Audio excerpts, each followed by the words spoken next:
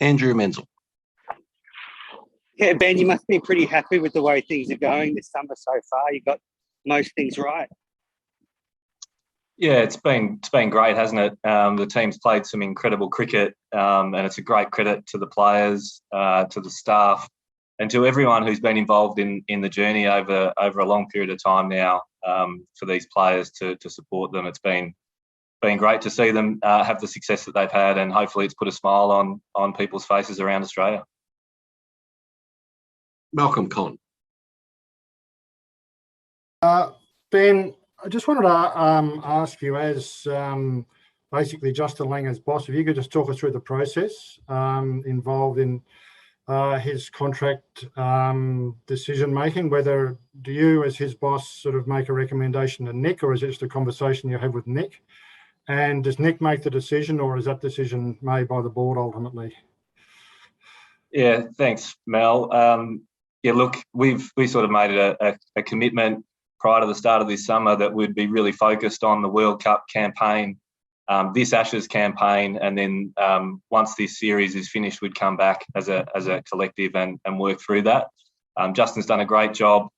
I think he really embraced the conversations that were had over the winter, and he's really evolved and leaned into that. We've got a great group of staff around him. They've all done an incredible job creating the conditions for the team to perform as they have, and to ultimately claim a World T20 title and then this Ashes series.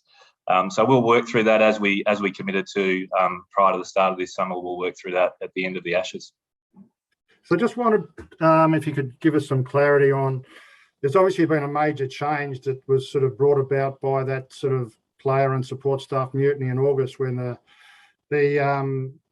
team leaders found it necessary to sort of call a meeting of the CEO of Cricket Australia and the chairman, and then consequently each of them spoke to Justin in turn. I just wondered, why did it need to get to that point where team leaders need to represent the players to the heads of Australian cricket because they were concerned about the coach? Oh, look, as I said, Mel, those conversations were really constructive at the time, and great credit to the players. The player leaders are able to provide some feedback that was really constructive. Justin embraced those conversations, and ultimately we've created, and he's helped create, along with the other support staff and the player leaders, an environment where the team's been able to perform incredibly well, and enjoy a World Cup campaign and enjoy an Ashes series. And hopefully that's also brought some joy to all of the Australians around the country. Thank you. Ben Horn. Hey, Ben. Yeah, just following a bit further to what Mel was asking. Obviously, the players played a role in those meetings you spoke about earlier this year.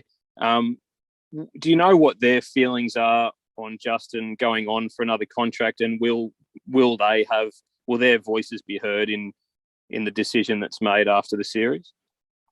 Yeah, hi Ben, and yeah, as I said, the commitment we had was to really focus on these two campaigns, and pleasingly, that's worked out really well with the team performing as they have.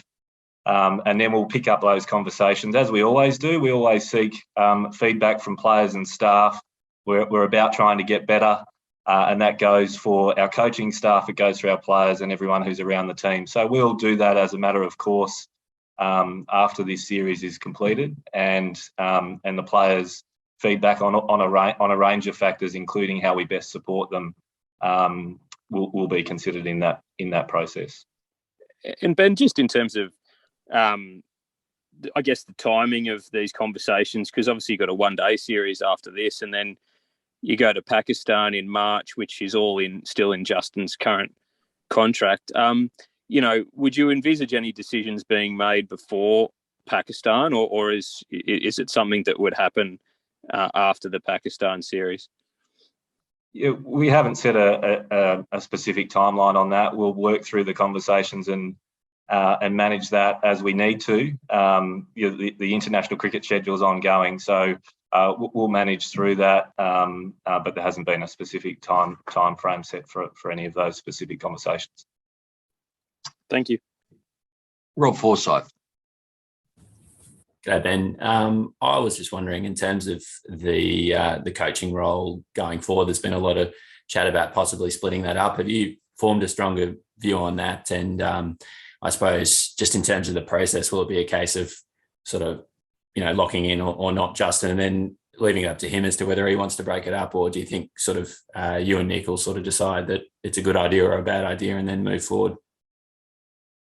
Yeah, our approach has been to create a team of staff that sit around the players and support them, with that group bringing a set of sort of complementary skills and experiences that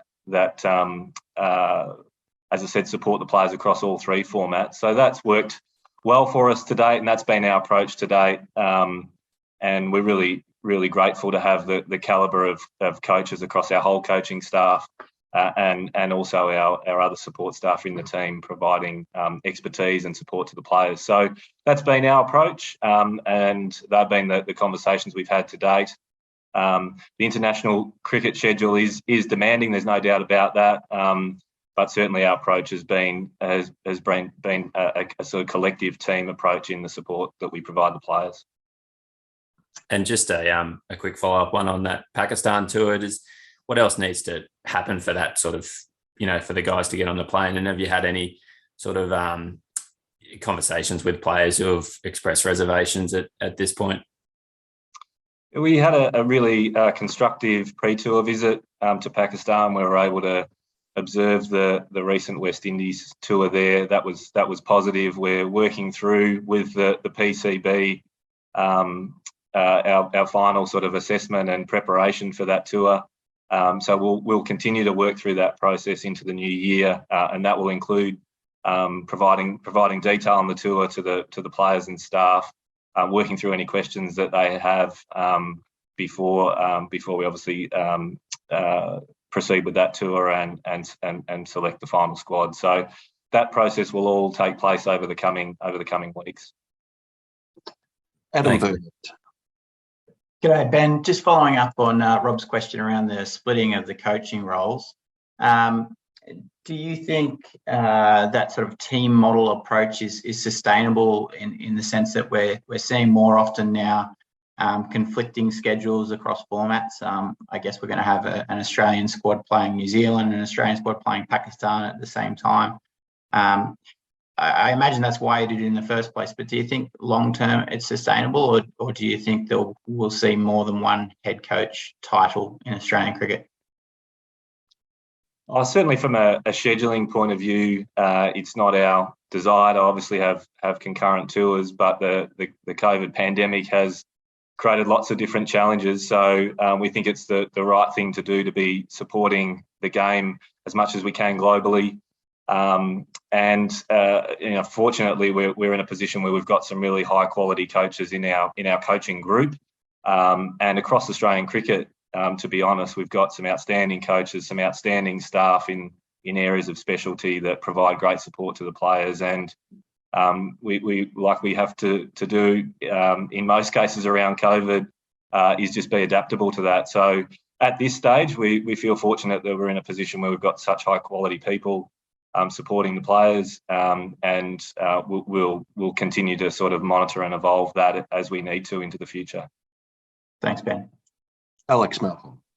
Well, Ben, thanks for your time. Just following on from that, when does the planning start for sending? You've obviously got a one-day and one T20 series against New Zealand and Australia, then the 5 T20s against Sri Lanka at home. But when does the planning start in terms of picking a broader group, sending one group to New Zealand and one group to Pakistan? Is it going to look similar to what you had to do 12 months ago with South Africa and New Zealand in terms of staff and total number of players in the vicinity of 37, 38? Can you provide any sort of ideas and timelines on those things? Yeah, I guess with the schedule the way it is, our planning's kind of it's a rolling thing really, where we're executing a series now, but planning for the next one, and that's pretty consistent.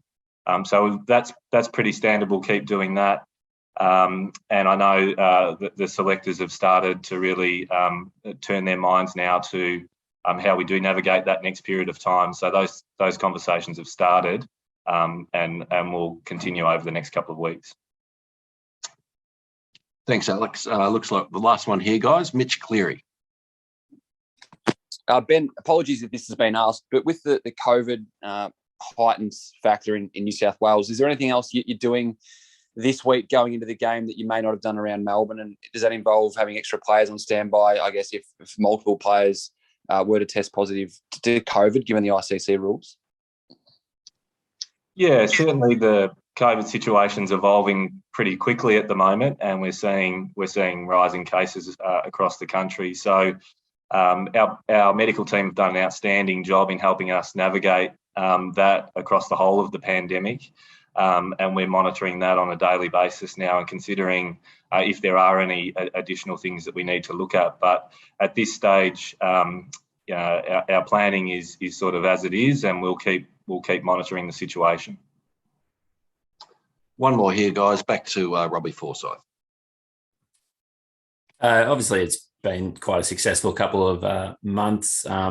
Just wondering, you touched on that next year and a couple of tough tours. Do you view that as a real sort of, litmus test about where the side and I suppose the broader structures at Cricket Australia are to have success on a couple of subcontinent tours?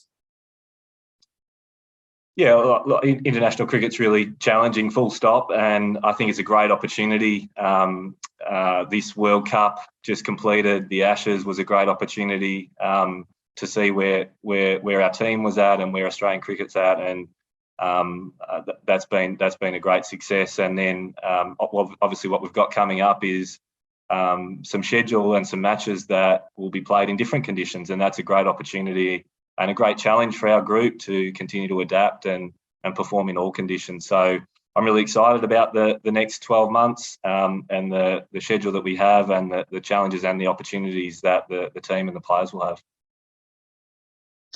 Thanks, Rob, and thanks everyone for joining this morning. That looks as though that's all of the questions. So thanks again, guys, for coming along, and we'll catch up with you all in Sydney. Thank you. Thanks, Ben. Thanks, Cole. Appreciate it. Thank you. Thanks, Ben.